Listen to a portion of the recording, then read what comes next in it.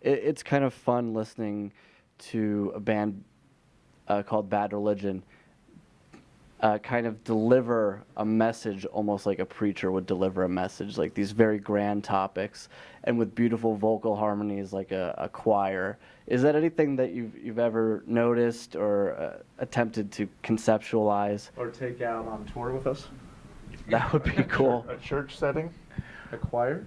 We call that the nun with a gun idea, and no, that doesn't work. Which will be the title of our next record.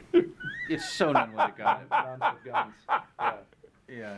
You're gonna be on the camera. That live, is so none with a gun. FYI. I think you'd be able to tell if you've seen us a bunch of times that one thing we really don't do is prepare a live show at all.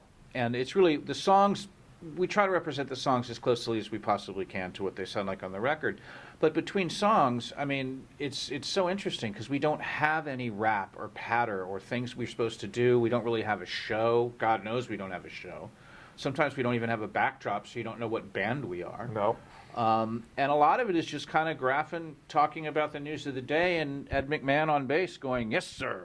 You know, it's so... That's right. Yeah, it's the between song banner is so not serious and dogmatic. It's very just... it reminds me of kids in a basement in a punk rock band from 1980. I mean, it really does. And I only know this from the YouTube, from watching myself, going, wow, that's amazing how goofy we are, but how serious the music is. When it comes to the vocal harmonies on your records, it's much more complex than just, okay, you take the root, you take the fifth, you take the third. Yeah. How do you decide how to share those harmonies and exactly how to construct them? Graffin comes in with his harmonies written out. He knows exactly what he wants to do. Brett is far more experimental in the studio, and he'll try things and go, I want this, I want this. And usually when it comes to what we do on stage, I do Brett. He does the highest, and I'll usually take whatever the lead harmony is, and then Greg will try to either go low or do another patter. And that's about the best we can come up with live. Yeah, I mean, sometimes there's so many harmonies, you have to kind of pick the ones that are going to get that tonality across when there's only three of us doing it. Well, usually two of us doing the harmonies and Greg singing Right. the main vocal over the top of that, where it was like, a 5-part harmony on the record. It's like, well, Yeah. we're not So going to be able to do we that. just try to approximate it so to the ear you're getting what you wanted out of it, but it's wildly inaccurate. And as I said, we obviously don't auto-tune it. YouTube can prove this once again. There's some real howlers out there. But that's part of the fun, you know? And they change over time. Over the course of multiple tours, songs will change and evolve. They just keep doing that, and Yeah. we let it. fun. It's easy to do that, and sometimes things that we do, maybe we wish we would have done on the record. But Hey, nothing's sacred. Got Yeah. it? Bad Religion. Cross, line through it, like Ghostbusters. I just got that. As many fans probably know, Greg is a science professor, and Brett runs Epitaph. But do you guys have any other side jobs yourselves? I'm my own gardener. Brian watched me do it. I'm terrible. I fired myself. So you're unemployed. I am now unemployed. I'm a llama. Brett's side project is essential because it's our record label. So his side project kind of benefits us in many ways. It's weird if the guy owns the record labels in your band, you'd be surprised what a great job people do at the record label. It's weird. It's almost like second prize is a set of steak knives. You know, but seriously, folks, the reason why it's great that they have other stuff is that we're not working 12 months out of the year. We do about half of that. And because we have to make time for everybody to do their own thing. And so it keeps it interesting. We never, whenever we get back together after an absence, we're excited to see each other. And whatever we might have been mad about it towards the end of the last run has dissipated. It's kind of like the camaraderie that you find when you like come back after summer to high school, and the guys that you really hated at the end of the year you're all cool with.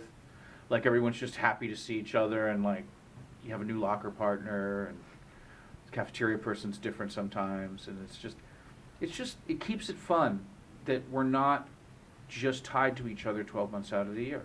Brian, as of course a founding member of Minor Threat, and Ew. and Dag Nasty, Come on. and Samhain. I probably just butchered that name. I'm very sorry. Well, it was actually it's Samhain, but it's Samhain. Okay. Yeah. Yeah. There's probably some pagans out there. That are like, I you didn't do it know right. what it was, but Glenn knew how to pronounce it because he knows that kind of shit. Yes. And at one point you were asked to join REM, and then at one point Yeah, whatever. audition for Guns N' Roses. I didn't actually audition. Right. There is actually a point to the babble I'm saying right now. There's, are you able to sort of gauge how, legendary people see you as? Are you able to really gauge that? Judging inside? from my behavior, like in the last few years, no. I have no idea what anybody. I've been destroying the myth so hard for such a long time. To somebody like, well, you were in Minor Threat, I was like, yeah, but I was in Minor Threat because I was 15 and I was at the right high school. The guitar player went there. And they needed someone to play bass, and I was the only person who knew how to play bass with a funny haircut that wasn't already in a band. It's not like it's because I was good or cool. It was I was the only person there that knew how to do it. And that's what I did as my high school project. And I think of it like that. It just doesn't strike me as a big deal. It's just like I've just been really lucky to be in the right place at the right time, but it's certainly not because of skill or planning. Absolutely not. Yeah. And Brooks, you were in a band that I liked as a kid, Bad for Good. Now Bad Religion. Now Bad Religion, but originally Bad for Good. Yeah. And for the old school Nickelodeon fans out there, there was Bobby Budnick from Salute Your Shorts was also in that band. We all still watch reruns on the bus of Salute Your Shorts. I've got a DVR just full of Salute Your Shorts. But That's my dear friend Danny Cooksey that year. Danny Cooksey, that's the one. Yeah. His red hair. Yeah. He's also in Terminator 2. Yeah. But anyway, again, the babble. I'm wearing an LA Guns shirt. by the way. All right. Well, the point of this is that when you were in that band and you were signed and you got, like a fairly decent amount of airplay and all that, Right. 14 years old, when that band finally dissolved after one album, as a kid, did you at any point think, oh my God, I've hit my creative peak at 14 years old? No. No. No, it was 16 when I was hit 16. my creative peak at the Vandals. No, I wasn't in that state of mind at all. I was just happy to be doing what I dreamed about at PE in 6th grade. But yeah, I was happy that the band broke up because I truly hated the music that was playing. And, well, Nirvana came out. And I'm like, fuck, I want to be in that band. How do I get in bands like that? So I started playing with the Vandals, and I'm like, okay, this is my calling. And luckily that led to the band that I'm in now. So Tenacious D, yeah. Surprisingly very similar in a lot of ways to Bad Yeah. for Good when you think about it, really. The body of work. So yeah, I hope that answered your question.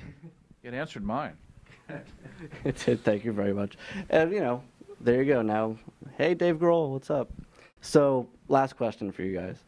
When, no matter how legendary or big or respected you are, there are always going to be those people as musicians that you always put up on a pedestal and say, I'll never be better Right. than this person. Right. So, I want to know, who are those people for all of you guys? I can't. There's so many. It's just ridiculous. I'm Yeah. never going to be as good a Do you guitar have player as 4 Pete days? Steinkopf. I'm never going to be as good a guitar player as Johnny Two Bags. Already, I mean, these are just people I know, who are my friends. If you want to get turn it up, Malcolm Young, not Angus. I mean, it's just endless. I'm a hack. I'm a lucky hack. That's it. No, there's we don't have enough time. We don't have enough film to be able to document the amount of people who are better than I am that I look up to. However, I am better than Pete Townsend, who's terrible guitar player, awful author. Have you read the book? He has a very thorough critique Who I Am. on his book. He's an asshole. So. Who am I? The book is called Who I Am. It's a 2-word review. Sam I Am. Dick. Cannons front this. Would you be interested in writing for our website? Yes, I would. Yes, I would. That's on camera. Contact me. Yes, he can. Brooks, what about you? I mean, like Brian said, it's endless. If you have 4 days, I can go through my inspirations. I mean, drumming wise, Vinnie Colaiuta, Terry Bozzio, Tony Williams, just to name a few, are some of my drumming heroes that, I know I'll never. I mean, I play very differently than they do, but when I see these guys play, yeah, it makes me want to practice. So, and then there's a slew of songwriters that I look up to that I won't mention right now because I want to remain enigma. Jay, who's your? What is the question? Why are all your heroes dead? Yeah. I'm old. Who's your favorite 5-string bass player? I don't like people that play Who's your bass. favorite 8-string bass I player? don't like It's a people loaded that play question. music. I don't The like answer is musicians. Tom Peterson from Keep Trip. No, it's not. another Okay, extreme so bass it would be it's just Paul Simonon and Bruce Foxton pretty much, and then Steve Soto from the Adolescents, and then that was sort of got me into playing what I do in Bad Religion, and then I just sort of play what I've been playing since I was 15, which isn't very good. Oh, I disagree. And like Brian says, there are many, many people so much better than me. Insert any one of our friends. I have no idea what I'm doing. I think there might be food in my mouth. When people ask, when you're tuning, it's not like what note it is, it's what thickness of string. Like, give me a medium thick. Give me the skinniest one. Yeah. Are you in tune? We don't even The pegs know aren't totally what key straight. it is. When the pegs are totally straight, then I'm supposed to be That's tuned. when you're in tune. And the pegs are straight on the thing top, the thing top, where the things go. The Yeah, thing top. There. The catcher's mitt. I suck.